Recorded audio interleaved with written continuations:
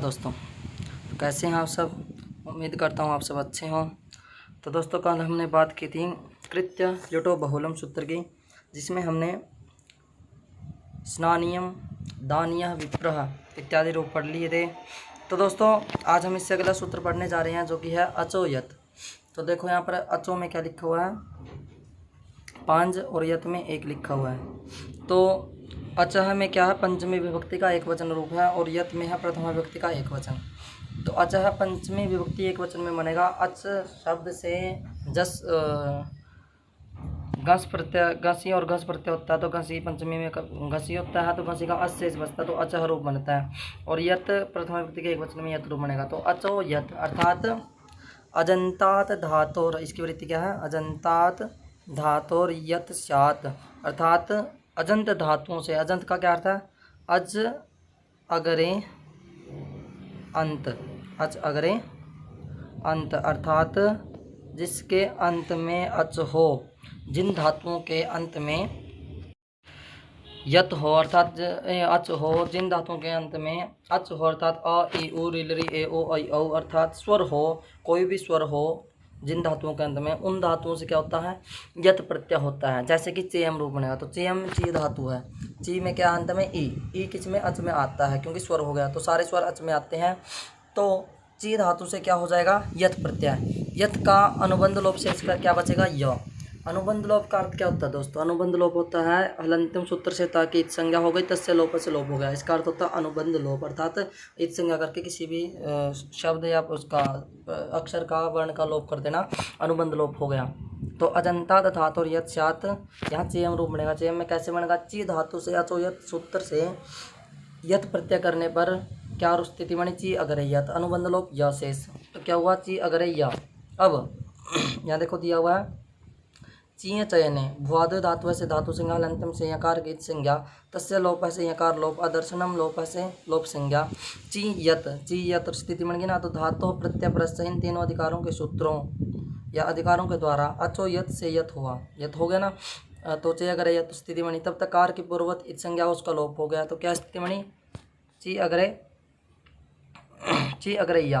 अब आगे क्या हुआ, या की आर्ध धातुक संज्ञा हो गई। आर्ध धातुक संज्ञा किस सूत्र से हुई, आर्ध धातुकम शेष है। यहाँ देखो दिया, यहाँ दिया नहीं हुआ क्योंकि पहले दे दिया था, तो दोबारा उसकी आवृत्ति नहीं करते, तुरंत समझ जाना चाहिए आर्ध धातुक संज्ञा कौन सा सूत्र करता है, आर्ध धातुकम शेष है। और आर्ध धातु फिर गुण हो जाना, गुण किससे होना, सार्वधातु कार्ध धातु कयो हो, सार्वधातु कार्ध धातु कयो हो, इस सूत्र से क्या हो गया, गुण हो गया। क्या करता है, सार्वधातुक और आर्ध धातुक संज्ञक प्रत्यय परे रहते हैं, क्या करता है, पूर्व वाले अक्षरों को या उसको क्या नाम को, इक को, ई उ री ली, इनको क्या कर देता है, गुण कर देता है। तो क्या स्थिति बनी, चे अगरे या, क्योंकि ई को क्या होगा गुण, ए, क्यों होगा, क्योंकि ई का उच्चारण स्थान क्या है, इचो ऐसा नाम तालु है, और ए का क्या है, कंठ तालु, तो तालु एक दूसरे से मिल गया, तो एक का आदेश क्या हो गया, ए, तो चे अगरे या, क्या स्थिति बन गई, चे या। अब कृत अतिंग, यहाँ देखो लिखा हुआ, कृत अतिंग से क्या हो गया, कृत संज्ञा हुई, तथा चेय के कृदंत होने के कारण कृत तद्धित समास से उसकी प्रातिपदिक संज्ञा तथा सुप्रत्ययों की उत्पत्ति। सुप्रत्ययों की उत्पत्ति का अर्थ क्या है, प्रातिपदिक संज्ञा करने के बाद सुओजस अमुष्ट टाभ्याभ्यास इत्यादि सूत्र से, टाभ्याभ्यास इत्यादि सूत्र से क्या होगा, प्रथमा विभक्ति के एक वचन में सुप्रत्यय होगा। सुप्रत्यय करने पर क्या स्थिति बनी, चे अगरे सु। अब सु को अम आदेश हो जाएगा, किससे होगा अम आदेश, यहाँ देखो अतो अम, यहाँ लिखा हुआ अतो अम से क्या हुआ, सु को अम आदेश, क्या स्थिति बनी, चे अगरे अम। अब अमी पूर्व से पूर्व रूप होने पर चेयम रूप सिद्ध हुआ, क्या रूप सिद्ध हुआ, चेयम रूप सिद्ध हुआ। तो दोस्तों, इस प्रकार आपको चेयम रूप सिद्ध समझ में आ गया होगा। अब आगे चलते हैं, इद्यति, क्या सूत्र है, इत यति, यदि इनका विच्छेद करें तो क्या बनेगा, इत यति। तो इत में क्या है, प्रथमा व्यक्ति का एक वचन है, और यति में क्या है, सप्तमी व्यक्ति का एक वचन, अर्थात इसका अर्थ क्या है, यति परे। यति का अर्थ क्या है, जो ऊपर बात की थी हमने यत प्रत्ययों की, अर्थात उसके परे रहते हैं, अर्थात यत प्रत्यय के परे रहते हैं। सप्तमी व्यक्ति, तो जहाँ पे सप्तमी होती है उसका अर्थ समझ लेना चाहिए, क्या भी उसके परे रहते हैं। यहाँ सप्तमी है तो इसका अर्थ सीधा सा क्या है, इसके परे रहते, अर्थात यत प्रत्यय के परे रहते हैं। आत इत स्यात्, आत इत स्यात्, अर्थात आत को इत आदेश होता है। आत क्या है? आत मतलब आ, आत का अर्थ क्या है? आ, यानी कि आ को ईत आदेश, ईत में बड़ी इकार है, ईत आदेश होता है। स्यात् मतलब हो, अर्थात यत परे रहते आकार को इकार आदेश हो। कहाँ पर यत प्रत्यय कहाँ पे होगा था? अचो यत, अर्थात अजंतात धातु यत स्यात्, अजंत धातुओं से यत प्रत्यय होगा। तो इसका मतलब अजंत कौन सी अजंत होगी? जिसके अंत में आ होगा, उस आ को क्या हो जाएगा? ई आदेश हो जाएगा। जैसे क्या रूप सिद्धियाँ बनी है? देयम ग्लेयम। इसकी पीडीएफ मैंने रूप सिद्धियों की टेलीग्राम चैनल पे डाल दी है, आप जाकर टेलीग्राम चैनल जरूर ज्वाइन करें यदि आपको पीडीएफ चाहिए साथ साथ में रूप सिद्धियों की। और वैसे भी आप हमारा टेलीग्राम ज्वाइन कर लें, क्योंकि उसमें संस्कृत की बहुत सारी चीज़ें उपलब्ध कराई जाएंगी आगे आने वाले समय में। तो दोस्तों देयम और क्लेम कैसे बनेगा? देयम बनता है दा धातु से, जैसे दा धातु है, अचो यत से यत प्रत्यय हुआ। यहाँ देखो, यहाँ दिया हुआ है दा धातु से क्या हुआ? अचो यत से यत प्रत्यय हुआ। क्या स्थिति बनी? दा अगर यत, यत का अनुबंध लोप करने पर या से इस पर तो दा अगर या। तब इत्यति सूत्र से जो दा का आ है, जो दा धातु में क्या है? आ है, उसको उस आ को क्या हो जाएगा? ई आदेश। क्या हो जाएगा? उस दा को ई आदेश हो जाता। तो क्या स्थिति बनी? दी अगरे य, स्थिति बन गई ना। अब यह की आर्ध धातुक संज्ञा होगी, किससे? आर्ध धातुकम शेष है। अब सार्वधातुक आर्ध धातुक यो से ए को क्या हो जाएगा? ए गुण। क्या होता है को? ए। तो क्या स्थिति बनी? दे अगरे य, ये बन गई ना। अब कृत अतिंग से कृत संज्ञा करने पर फिर कृत तद्धित समास से प्रातिपदिक संज्ञा होगी। फिर प्रथमा व्यक्ति के एक वचन में सु प्रत्यय करने पर दे अग्रे सु, फिर अतो अम सूत्र से क्या होगा? सु को अम आदेश, अमी पूर्व सूत्र से पूर्व रूप करने पर क्या स्थिति, क्या रूप सिद्ध हो जाएगा? देयम। क्या स्थिति हो जाएगा? देयम। ग्लेयम कैसे बनेगा? ग्लेयम कैसे बनेगा? ये वाली रूप सिद्धि कैसे बनेगी? ग्लई धातु है इसमें, कौन सी धातु है? गलई। अब इसमें गलई है तो पहले क्या करेंगे? यत प्रत्यय करेंगे, किससे?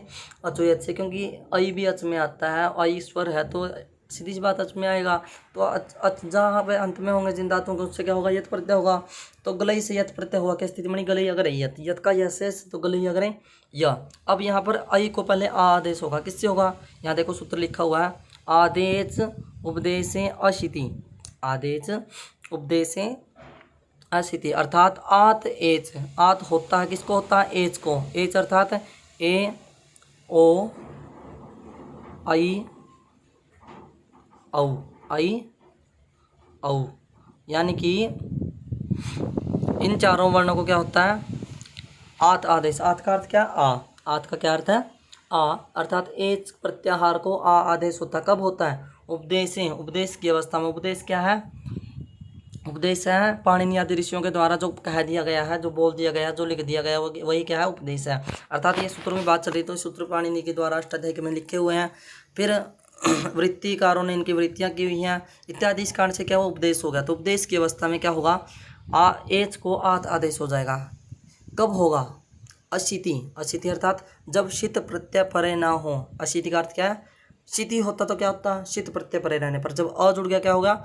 उसका विपरीत, अर्थात शीत प्रत्यय परे ना हो तो यत शीत है? नहीं है। क्यों नहीं है? क्योंकि उसमें शायद है ही नहीं यत प्रत्यय में क्या नाम है? जब जहाँ पर श होगा, जैसे जस प्रत्यार है, तो जस में नहीं पर जस में तो तदंत सकार होता है। जैसे शप है, शप में श ये तो होता है, तो वो शीत प्रत्यय हो गया। तो बहुत सारे हैं शीत प्रत्यय, तो उन शीत प्रत्ययों को छोड़ करके, अर्थात शीत प्रत्यय नहीं होने चाहिए क्या अब आगे या परे, तो तब क्या होगा? एच को आत आदेश हो जाएगा। यहाँ पर शीत नहीं है, अर्थात अशीत की बात परफेक्ट बैठती है, यहाँ पर इसकी वृत्ति बैठती है। तो इस कारण से क्या हो गया? गलई में जो आई है उसको आ आदेश हो गया। तो क्या होगा? गला अगरे, गला अगरे य, गला अगरे या। अब इस सूत्र की स्थिति बैठती है किसकी? इद्यति की। तो क्या हो जाएगा? इद्यति से आ को ई आदेश हो जाएगा। तो क्या स्थिति बनेगी? गली अगरे य, गली अगरे या। अब आर्ध धातुक संज्ञा हो गई या की। अब आर्ध धातुक से सार्वधातुक अर्ध धातुक से ई को ए आदेश हो गया। तो क्या बन गया? गले अगरे या, अर्थात गलेया। फिर कृत अतिंग से कृत संज्ञा कृत तद्धित समासा से प्रातिपदिक संज्ञा सो प्रत्यय सो को अम आदेश अमी पूर्व से पूर्व रूप करने पर क्या स्थिति, क्या रूप सिद्ध हो जाएगा? गलेयम रूप सिद्ध हो जाएगा। तो दोस्तों आपको वीडियो कैसे लगी और रूप सिद्धियाँ समझ में आई या नहीं आई कमेंट करके ज़रूर बताएं। लाइक और शेयर करना न भूलें। और हाँ, हमारे टेलीग्राम चैनल को ज़रूर ज्वाइन करें। आपको संस्कृत की बहुत सारी जानकारी वहाँ उपलब्ध होती रहेगी। धन्यवाद। जय हिंद, वंदे मातरम।